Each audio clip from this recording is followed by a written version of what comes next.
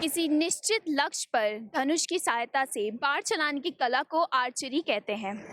Archery सबसे पहले Africa में आई थी अप्रॉक्स 70,000 साल पहले। 1973 में आर्चरी इंडिया में इंट्रोड्यूस हुई थी। भारत की सबसे पहली आर्चर दीपिका कुमारी, जिन्होंने 2012 में आर्चरी में पहला पदक जीतकर, गोल्ड मेडल जीतकर भारत का नाम रोशन किया था। तो आइए चलते हैं और मिलते हैं आने वाले समय के इसी तरीके के कुछ तीरंदाजों से और जानते हैं कि लक्ष्य को भेदने के लिए ये तीरंदाज किस तरह की मेहनत करते हैं। मेरा नाम अंशिका कुमारी है और मैं कुल्हान यूनिवर्सिटी को रिप्रेजेंट कर रही हूँ यूनिवर्सिटी गेम्स में। ओके, तो खेलो इंडिया में आप कितनी बार हिस्सा ले चुकी हैं? ये मेरा फर्स्ट यूनिवर्सिटी गेम्स है। इसके पहले मैंने एक बार स्कूल गेम्स खेला था 2018 में। खेलो इंडिया 2022 हुआ है बीबीडी यूनिवर्सिटी में, क्या कुछ आपको नया नया सीखने को मिला? यूनिवर्सिटी और स्कूल गेम्स दोनों ही बहुत डिफरेंट है और ये मेरा फर्स्ट यूनिवर्सिटी का एक्सपीरियंस रहा है, तो ये काफ़ी अच्छा था, काफ़ी प्रोफेशनल लेवल का था, काफ़ी सीनियर प्लेयर्स के साथ खेलने का मौका मिला है और बहुत कुछ एक्सपीरियंस सीखा है। और बीबीडी में आके आपको कैसा लगा?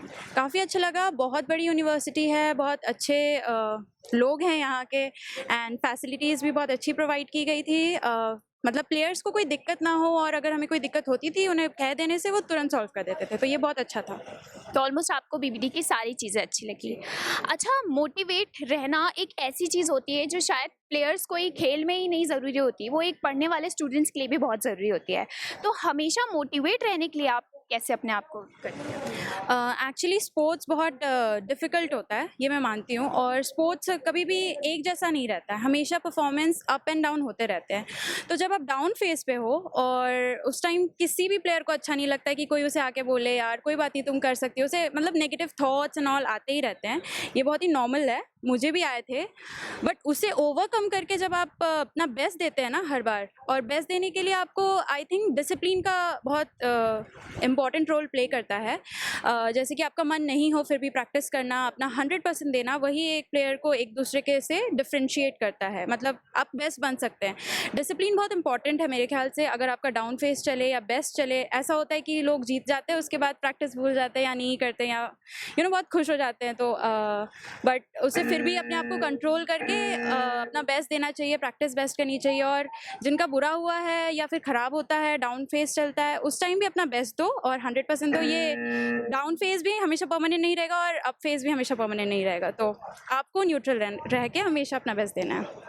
बट स्टिल फिर भी हम लोग कभी कभी लूज़ हो जाते हैं, कभी कभी जब हम फेलियर देखते हैं तो हम बहुत लूज़ हो जाते हैं, तो उस वक्त हम कैसे अपने आप को मोटिवेट करें? अपने आप को मोटिवेट, अपना बेस्ट परफॉर्मेंस आपने कब परफॉर्म किया था और उसके बाद आपको कितनी खुशी हुई थी और वो फीलिंग याद करके आपको मोटिवेशन लेना चाहिए। मैंने तो वही किया, मेरा अपना बेस्ट परफॉर्मेंस याद करके तब मुझे वापस वो सिचुएशन लाना है, वापस वो सारी चीज़ें फील करनी है, पोडियम में खड़ा होना है, मेडल मिलता है, वो एक अलग ही फील होता है। तो वो लाने के लिए अपने आप को मोटिवेट करती हूँ और पेरेंट्स को प्राउड फील करवाना होता है, और बस। अच्छा, जैसा कि आपने कहा कि किसी भी चीज़ में मोटिवेट रहने के लिए, जीतने के लिए हमें डिसिप्लिन बहुत ज़्यादा ज़रूरी होती है और आर्चरी एक ऐसा खेल है जिसमें हमें काम रहना बहुत ज़रूरी है, फोकस रहना बहुत ज़रूरी है। तो आपको क्या लगता है, आपके अंदर कामनेस और फोकसिंग पावर है? पहले से बेहतर है और इससे और बेहतर करना है, उसके लिए मुझे भी बहुत मेहनत करने की ज़रूरत है और मैं ऑब्वियसली करूँगी बहुत मेहनत। क्या आर्चरी में बस वही लोग आ सकते हैं, आर्चर्स वही बन सकते हैं जिसमें सिर्फ फोकसिंग पावर है? क्या ऐसा कुछ है? नहीं, ऐसा बिल्कुल नहीं है, कोई भी आर्चरी कर सकता है if you really want to do. कोई भी स्पोर्ट्स कोई भी इंसान कर सकता है, बट आपके पास वो जोश होना चाहिए और मैं कर सकता हूँ वाली फीलिंग अंदर से आपको खुद ही लानी पड़ेगी। कोई और बोलेगा और आप करोगे वैसा नहीं होता, वो अंदर से आपको खुद लाना पड़ेगा, भले ही धीरे धीरे करके स्टेप बाय स्टेप आएगा। एंड मेडिटेशन करोगे तो माइंड ऑटोमेटिकली काम हो जाएगा, और मेडिटेशन तो हर फील्ड में ज़रूरत होता है, स्पोर्ट्स हो या एजुकेशन हो, कोई भी फील्ड में ज़रूरी होता है, तो मेडिटेशन बहुत इंपॉर्टेंट होता है आर्चर्स में। मैंने एक न्यूज़ आर्टिकल में पढ़ा था, वो उस चीज़ ने मुझे बहुत ज़्यादा मोटिवेट किया। कोरिया की एक आर्चर थी जो बहुत ही बेस्ट है, उसने सारे बड़े प्लेटफॉर्म पे गोल्ड मेडल जीता है। वो अपने इंटरव्यू में कहती है वो हर दिन 2 घंटे मेडिटेशन करती थी, जो कि मतलब कांस्टेंट था उसका, वो एक ऐसी चीज़ थी जो वो डेली करती थी। तो उसने कहा कि यही मेरे सीक्रेट का राज है, मतलब मेरे सक्सेस का सीक्रेट है। तो दैट्स राइट, मेडिटेशन से हम बहुत ज़्यादा काम रहते हैं। अच्छा, अब आप गोल्ड मेडल जीत चुकी है और सबसे पहला क्रेडिट आप किसको देंगी अपने गोल्ड मेडल का? मैं अपनी मम्मी और अपने कोच दोनों को इक्वल क्रेडिट देना चाहूँगी, क्योंकि दोनों का 50-50 योगदान है। कोच अगर नहीं होंगे तो मैं टेक्निकली फेलियर हो जाऊँगी, और माँ मेरी माइंड है मतलब मेरा माइंड वही है। अगर मैं डाउन भी फील करती हूँ तो वो हमेशा मेरे साथ होती है, चाहे मेरा अच्छा हो या बुरा हो। और कोच पापा का रोल प्ले करते हैं मेरी लाइफ में, तो माँ और बाप दोनों एक साथ। आपको खेलो इंडिया में पार्ट लेके कैसा लग रहा है?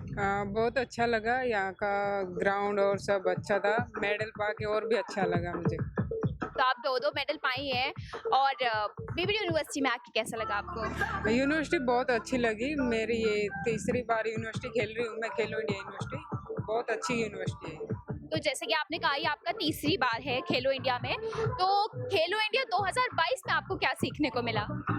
अच्छा कंपटीशन मिला मुझे इस बार, पहले से ज़्यादा कंपटीशन मिला है। खेलो इंडिया 2022 में हिस्सा लेके आपको कैसा लग रहा है? मेरे को बहुत अच्छा लगा। मैं जीजेयू यूनिवर्सिटी से रिप्रेजेंट कर रहा था, मेरा फर्स्ट टाइम ये मेडल आया हुआ है, तो बहुत खुशी हुई मेरे को। पहले मैं इंडियन से चलाता था, अब रिकर्व से पहली बार मेरा परफॉर्मेंस आई है, तो मुझे बहुत अच्छा लग रहा है। Thank you so much. और खेलो इंडिया कितनी बार खेलो इंडिया में हिस्सा ले चुके? फर्स्ट टाइम खेलो इंडिया यूनिवर्सिटी मेरी। तो फर्स्ट टाइम है, तो क्या कुछ आपको सीखने को मिला फर्स्ट टाइम में? तो मेरे को बहुत कुछ सीखने को मिला। हम हमारी मेहनत पे काम करते हैं तो परफॉर्मेंस आती है, शूटिंग मेंटेन रहे तो परफॉर्मेंस अच्छी रहेगी। Thank you.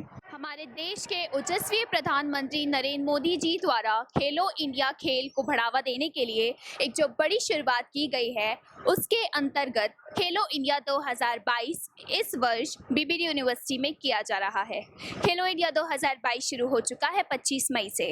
Mallakhamb, table tennis, volleyball जैसे तमाम खेल हो चुके हैं और इन खेल के खिलाड़ी अपना अपना पदक जीत भी चुके हैं, पर अभी भी जूडो, आर्चरी, बैडमिंटन जैसे कुछ खेल बचे हैं। आइए चलते हैं और आपको ले चलते हैं इन्हीं खेलों में से किसी खेल में और देते हैं बड़ी से बड़ी लेके छोटी से छोटी जानकारी। इन जानकारियों को लेने के लिए बने रहिए हमारे साथ बीबीडी मीडिया न्यूज़।